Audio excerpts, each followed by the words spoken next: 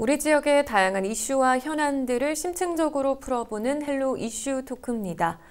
재난 상황이 발생했을 때 가장 중요한 부분이 신속한 정보 전달이라고 할 수 있는데요.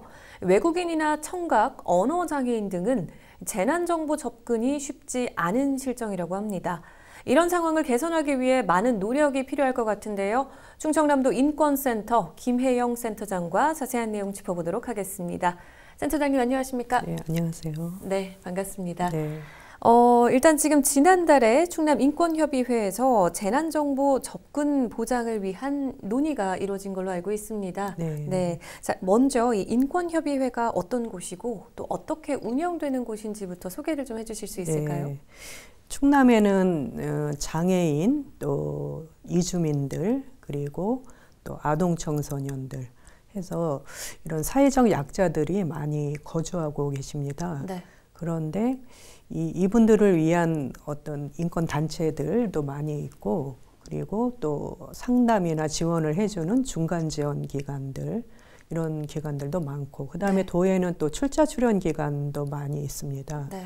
그리고 이제 도에 우리 인권센터도 있고, 또 교육청에는 학생인권센터도 있고요.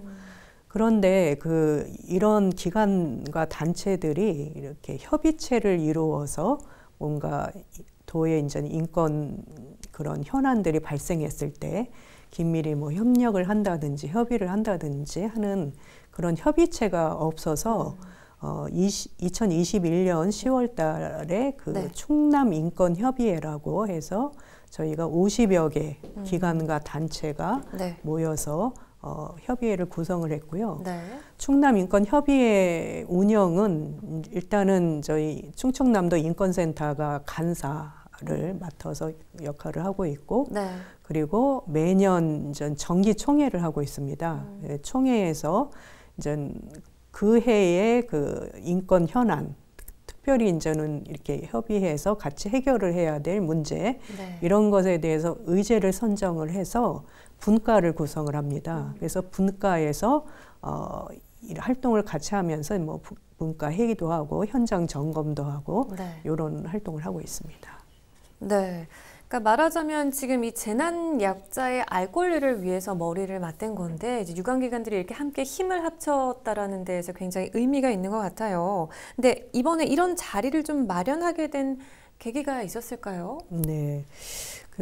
사실 코로나 때 굉장히 많은 어려움들을 겪었잖아요. 네. 그리고 코로나라는 것은 그때 당시에 뭐 어느 한 군데서만 주의를 한다고 해서 이 감염이 전염이 안 되는 게 아니기 때문에 네. 모든 분들한테 이 감염 예방을 위한 그런 정보가 제대로 전달이 되고, 그에 따라서 본인들이 또 어떤 이렇게 보호하고 이런 게 있어야 됐는데, 네. 코로나 당시에 외국인들한테 이 재난 정보가 제대로 전달이 안 됐습니다.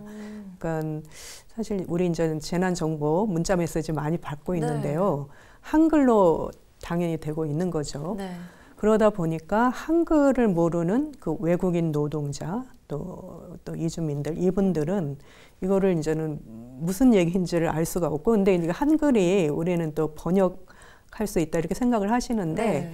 그게 이제 또 복사가 안 되고 이렇게 번역 앱에 돌릴 수도 없고 이런 상황이었던 것 같아요. 그러다 보니까 외국인들 입장에서는 그때 많이 코로나가 이렇게 번졌는데도 뭐 그에 따른 어떤 예방 이런 거를 하기가 많이 어려웠던 것 같습니다. 네. 예.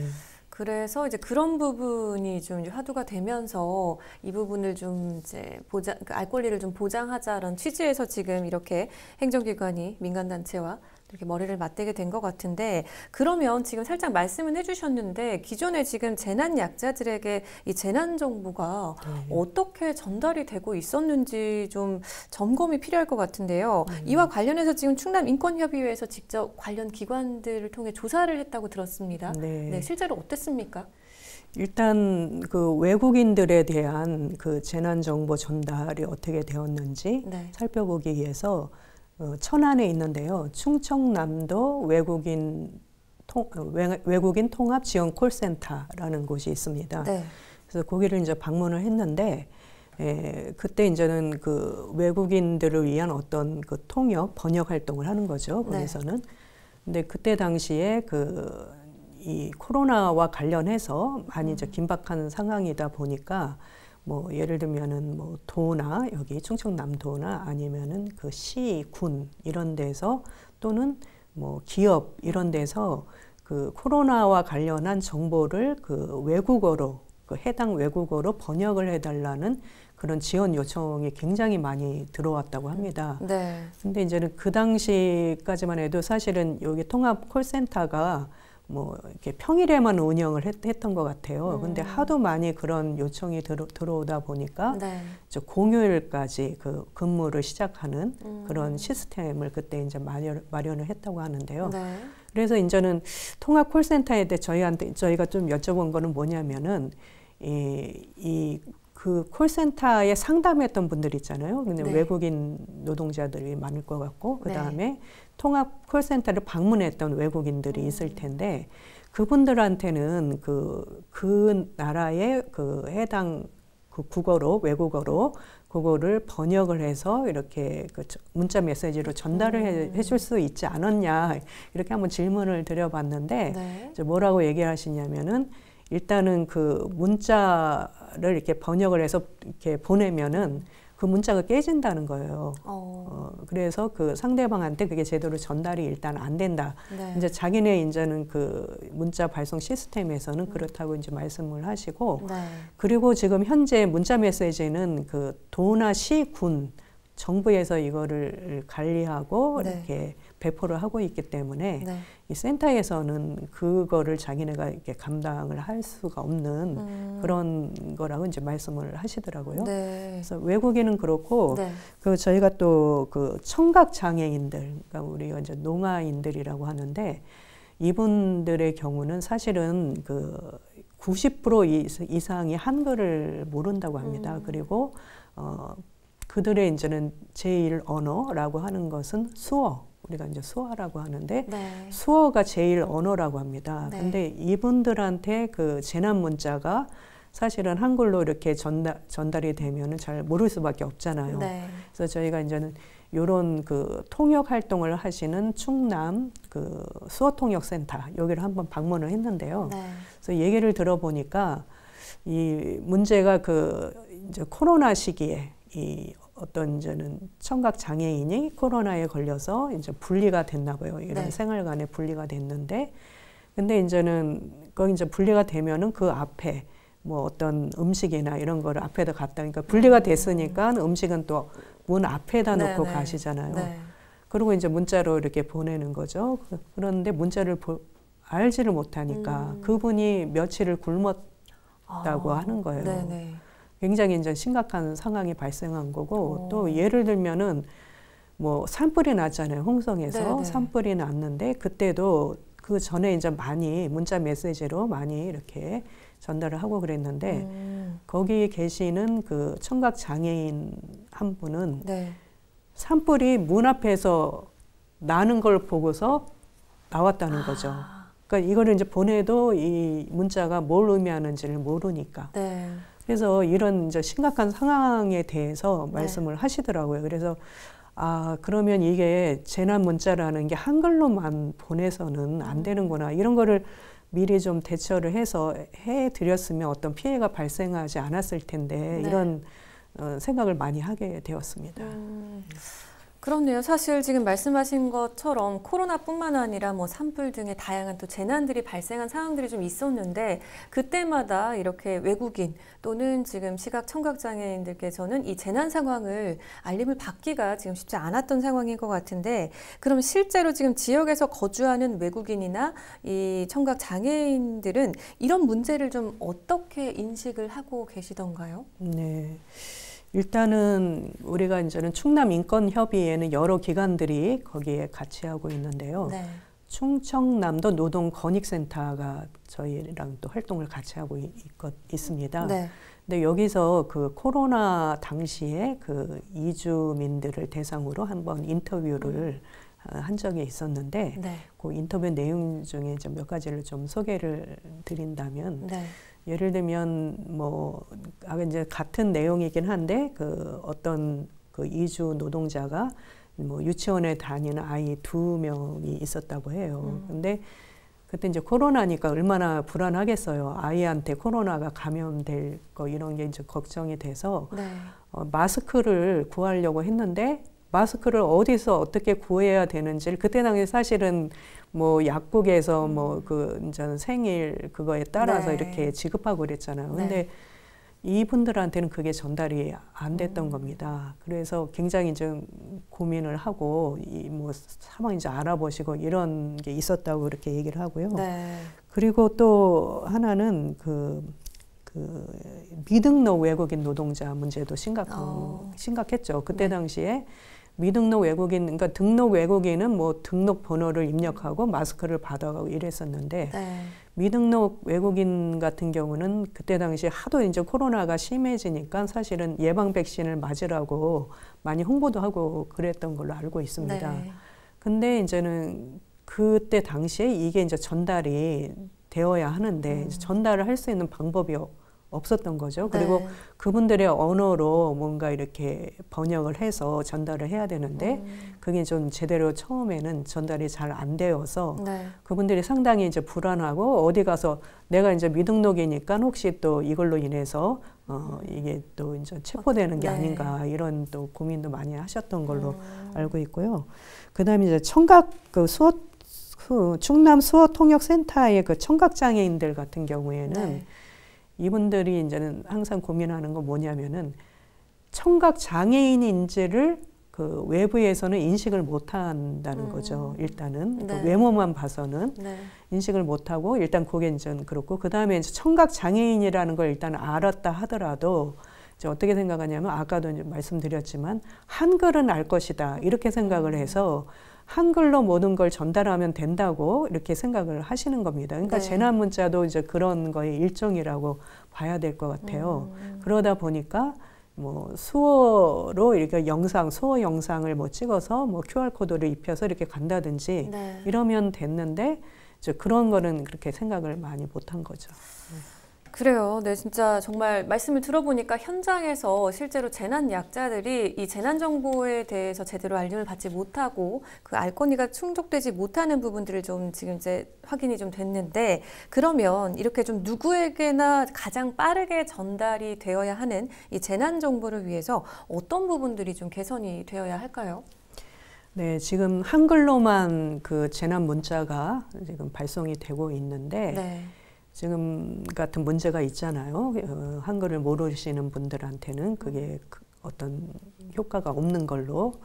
그래서 이제 저희가 이제 논의를 해봤는데 이제 그런 얘기가 있더라고요. 그러니까 픽토그램이라고 그래서 그림 문자. 그러니까 그림 문자라고, 그러니까 그림으로 표현을 하는 거죠. 여기 산불이 난 거라든지 뭐 이런 재난 상황에 대해서 그림으로 표현을 하고 그랬을 때는 뭐 언제 이렇게 여기를 피하라 뭐 이런 식의 어떤 그림 문자를 좀 활용하는 거가 좋겠다 이런 의견들이 많이 나오셨어요. 그러면 뭐 청각 장애인, 외국인, 뭐 또 한글을 모르는 뭐 아동, 또 노인 이런 분들까지도 그림 문자를 보고 쉽게 알 수 있지 않냐 이런 얘기가 됐고 그다음에 이제 또 하나는 그 충청남도에서 제공하는 그 어플이 있더라고요. 앱이. 그게 이제는 충남 안전 지킴이 이런 어플이 있는데 그 어플을 좀 그 외국어랑 그다음에 수어 영상을 거기다가 좀 이렇게 추가를 해준다든지 입혀주신다면 그러면 어쨌든 그 어플에 이렇게 접근을 하면 누구나 알 수가 있는 거잖아요. 그래서 그런 것들이 좀 필요할 것 같습니다. 네, 근데 사실 지금 보면 뭐 외국인 그리고 청각장애인에 대해서 좀 주로 이야기를 했는데 또 다른 재난약자로 볼 수 있는 부분이 또 아동 청소년도 해당이 되죠. 그렇죠.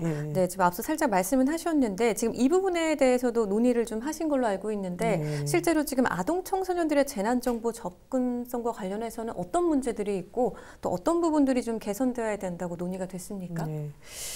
사실 아동들도 요즘은 핸드폰을 많이 쓰잖아요. 그래서 이제는 재난 문자가 아마 이제는 핸드폰에 오면은 볼 텐데 문제는 이 재난 문자가 아동들도 이해할 수 있는 용어로 쓰여져 있는지 이게 좀 필요할 것 같아요. 네. 그러니까 쉬운 용어, 아이들도 이제 보고서 금방 알 수 있는 용어 이런 걸 써야 될 것 같고, 그다음에 이제 아동들 중에서도 아예 또 글을 모르는 아동들이 있을 수 있으니까 네. 그 아까 얘기한 것처럼 그림 문자를 활용하는 거 이런 걸 좀 생각을 해보고, 그다음에 또 하나는 이렇게 이제 뭐 문자만 발송해서 될 문제는 아닌 것 같습니다. 아동들의 경우는 예전에 이제는 세월호 때도 사실은 그런 문제들이 있었고, 그때도 이제 그래서 생존 수영을 학교에서 가르쳐야 한다 이런 얘기들이 있었잖아요. 네. 그런 것처럼 이 재난을 대처할 수 있는 방법, 뭐 그리고 어디로 가야 하는지 뭐 이런 교육이 아동들을 대상으로 한 그런 재난 예방 교육 이것도 필요할 것 같습니다. 그런데 지금은 그런 게 좀 잘 되고 있지 않은 것 같고, 또 하나는 이제 관계 기관들이 좀 협의회를 좀 만들어서 아동들, 또 아동 청소년, 그리고 또 예를 들면 학교는 그래도 안전할 수 있는데 학교 밖 청소년 이런 청소년들에 대한 그 재난 안전 이런 것을 위한 어떤 협의를 할 필요가 있을 것 같습니다. 네. 그럼 이렇게 재난정보의 사각지대가 없도록 행정에서도 좀 적극적인 대책 마련이 좀 필요할 것 같은데, 이를 위해서 좀 어떤 조치들이 필요할까요? 네. 일단은 사실 우리 이번 충남인권협의회 그 분과 회의에 도에서도 참여를 하셨습니다. 네. 근데 이제 도에서 얘기하시는 거는 이 재난 문자는 다 그 국가 그 행안부에서 일괄적으로 재난 문자 문안이 내려온다고 합니다. 그리고 그 시스템을 통해서 또 발송하기도 하고요.